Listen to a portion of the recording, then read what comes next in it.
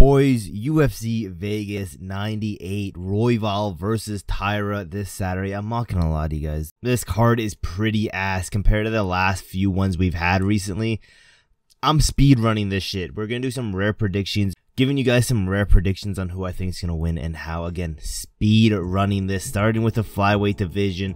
Clayton Carpenter taking on Lucas Rocha. Carpenter, you know, in my opinion, he's more well-rounded. He hasn't fought recently, which, you know, it could be a good thing, could be a bad thing. I think it's a good thing. I think he's just getting better and better. Plus, he's getting into his prime right now. Lucas, on the other hand, you know, other than that good KO that he got on the Contender Series, what else has this guy done? I think Clayton Carpenter is just more well-rounded than Lucas, and I just think he's better everywhere than Lucas. Maybe Lucas has a little bit more power, but like I said, other than that KO he got on the Contender Series, what else has he done? Give me Clayton Carpenter by a decision win. And I'm not gonna lie to you guys, I think we're gonna see a stupid amount of decisions this card. I don't think there's gonna be lots of finishes. I think it's gonna be a decision heavy card, starting with Clayton getting that decision. I could see, honestly, I could see a 30-27, but I'll be nice. I say Lucas wins one of the rounds, 29-28. Let's go down to the bantamweight division.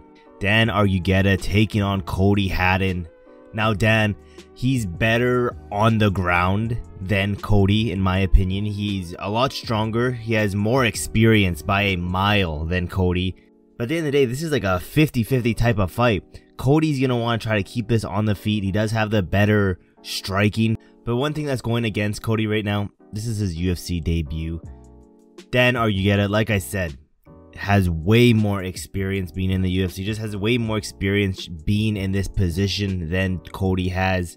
I think Dan is going to be the stronger, more experienced, the guy with the better cardio than Cody.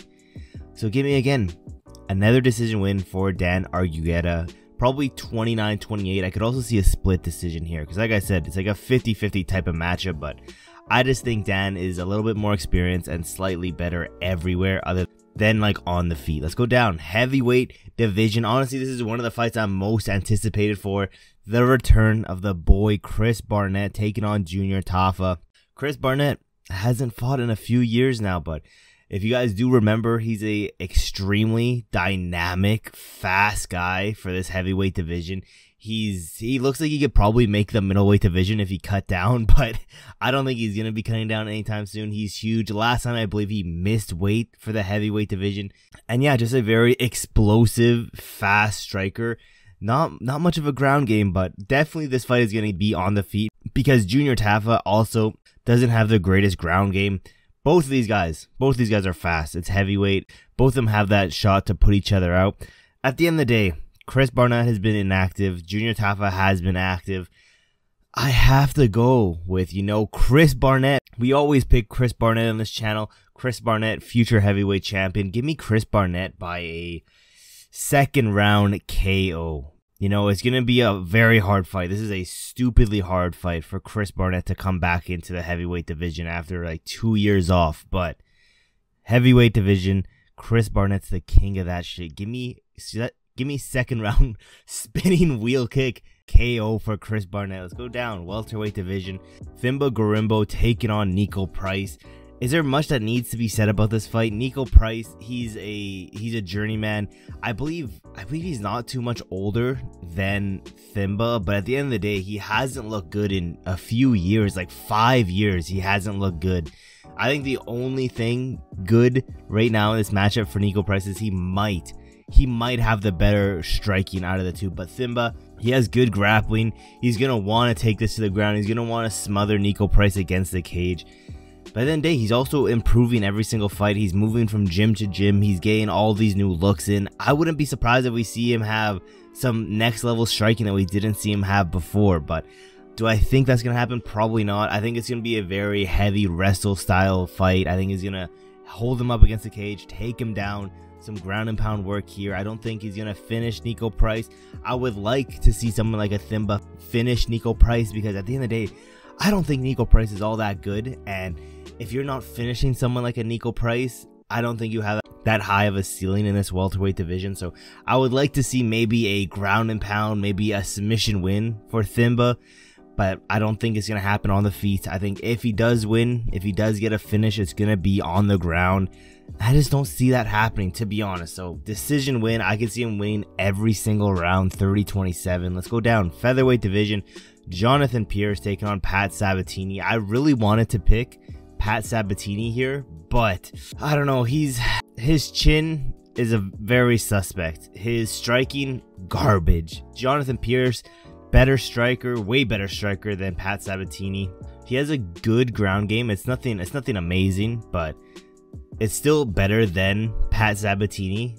But to be honest, Jonathan Pearce could just not show up. We've seen him do this before where he simply just doesn't show up. So it's hard to put my faith in Jonathan Pearce, but I think Jonathan Pearce is literally better at every single position in MMA than Pat Sabatini. Maybe not like submission threats. Sabatini has some like sneaky submission threats, to be honest, but everywhere else, I think Jonathan Pearce is better. And again, I think we see another decision win. I don't know if he might be able to, you know, KO Pat Sabatini, but it's hard to pick Jonathan Pearce to finish anyone because I don't know how the hell he's going to show up. So playing it safe, decision win, Jonathan Pearce. Let's go down. Flyweight division. CJ Vergara taking on Ramazanbek Temirov. I think that's how you say that name. But at the end of the day, you know, this guy, Ramazanbek, I think he's definitely going to be the more explosive, the way stronger fighter out of the two. He has insane KO power for this flyweight division.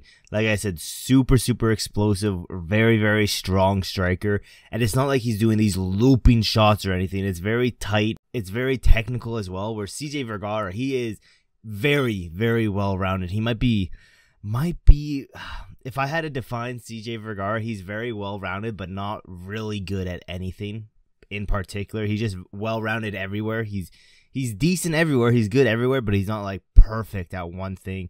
And you know, to be honest, I think Ramazanbek might be the first one to put out CJ Vergara. He has that type of power, and because of that, we're switching it up. I'm going that CJ Vergara is getting KO'd in this match. Let's go into this main event of the prelims, welterweight division.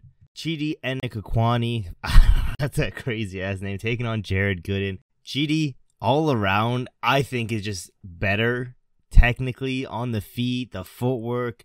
I think he's all around better than Jared Gooden. Jared Gooden, in my opinion, isn't that good at all. He doesn't move his head at all when he's fighting. When he's striking, he's just head is right there to be jabbed at. 1-2 down the middle. It doesn't move down the middle. And you know, he does have a very questionable chin. I'm not gonna lie. He has some good power, but so does the other guy. I'm going with GD gain maybe even a first round KO win, to be honest. Let's go into this main card now. Middleweight division. Abdul, Razak, Alhassan taking on Josh Fremd. Josh Fremd, I don't know what it is. I think he just has like absolutely zero fast twitch muscle fibers. He is super slow, but he's okay everywhere, to be honest. He's kind of like CJ Vergara, where he's just okay everywhere, where Abdul, he is a stupidly fast starter.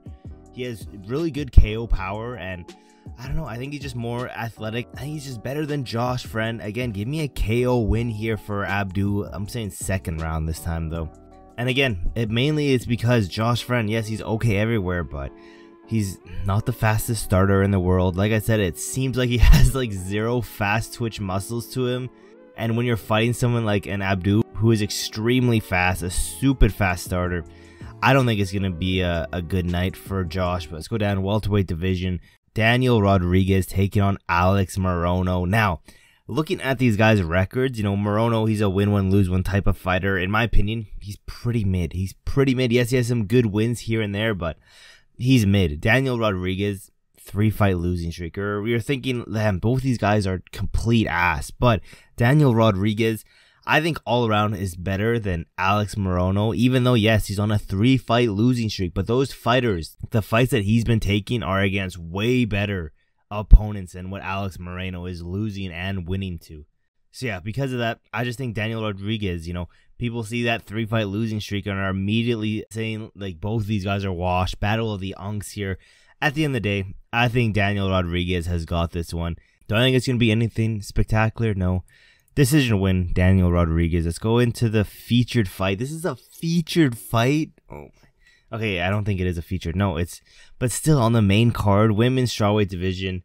Julia Polastri taking on Cory McKenna. Now, I don't know why this is on the main card, to be honest. This should be definitely on the prelims, for sure. At the end of the day, Cory, zero power. She has some good technique, where Julia, the one way I can describe it is she is the more athletic fighter. Because of that, more athletic. I think she's stronger, better hands, more explosive. I think she's fast. I think she's all around just more athletic than Cory.